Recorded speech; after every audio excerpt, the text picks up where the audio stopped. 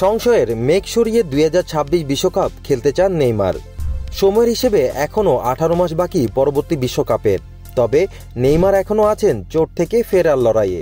1 বছরের বেশি সময় ছিলেন মাঠের বাইরে। ফিরে কয়েকটি ম্যাচ খেলেই আবার ছিটকে যান নতুন চোটে। সব মিলিয়ে 2026 বিশ্বকাপে ব্রাজিল তারকার খেলা নিয়ে তৈরি হয়েছে নতুন সংশয়। তবে নেইমার সবই উড়িয়ে দিয়েছেন। আল হিলাল তারকা বলেছেন, বিশ্বকাপে চোখ রেখে প্রস্তুত হবেন তিনি। চোট তো বটেই, নেইমারের পরবর্তী বিশ্বকাপ খেলা নিয়ে শঙ্কা তৈরির কারণ তিনি নিজেও। 2022 বিশ্বকাপের পর বলেছিলেন, এটাই হয়তো তার শেষ বিশ্বকাপ উপস্থিতি ছিল।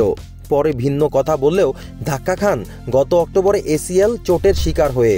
ফিটনেসের অবস্থা নাজুক হওয়ার আল হিলালও নাকি জানুয়ারিতে ছেড়ে দিতে চায় নেইমারকে। স্বাভাবিকভাবেই তাই প্রশ্নের মুখে তার আরেকটি বিশ্বকাপ খেলা। এখন পর্যন্ত সেলেসাওলাদের হয়ে 3টি বিশ্বকাপে অংশ নিয়েছেন নেইমার। সম্প্রতি RMC স্পোর্টসকে দেওয়া সাক্ষাৎকারে নেইমার 2026 বিশ্বকাপ নিয়ে জানিয়েছেন আরেকটি বিশ্বকাপ নিয়ে তার পরিকল্পনা। বিশ্বকাপ খেলাটা প্রতিটা ফুটবলারেরই মূল লক্ষ্য থাকে। 3টা বিশ্বকাপ আমি খেলেছি, তবে 4 নম্বরটা খেলতে মুখিয়ে আছি। সেজন্য আমাকে প্রস্তুত হতে হবে। নিজেকে আগের পর্যায়ে নিতে আমার ক্লাবে প্রস্তুতি নিতে হবে।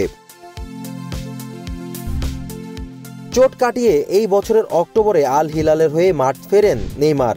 কয়েকটি ম্যাচে বদলি হিসেবে খেলার পর ফের চোট পেয়েছেন তিনি। জানুয়ারিতে পুরোপুরি ফিট হয়ে নেইমার আবারও মাঠে নামতে পারবেন বলেই ধারণা করা হচ্ছে।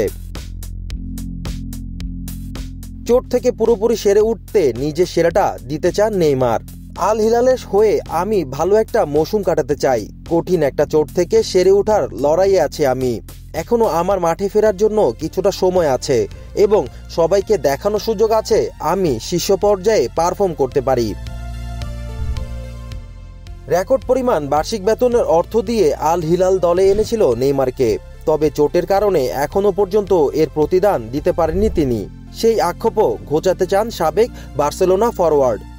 আমার এখন মূল লক্ষ্য মানসিক ও শারীরিকভাবে পুরোপুরি সেরে ওঠা এবং খেলায় ফেরা।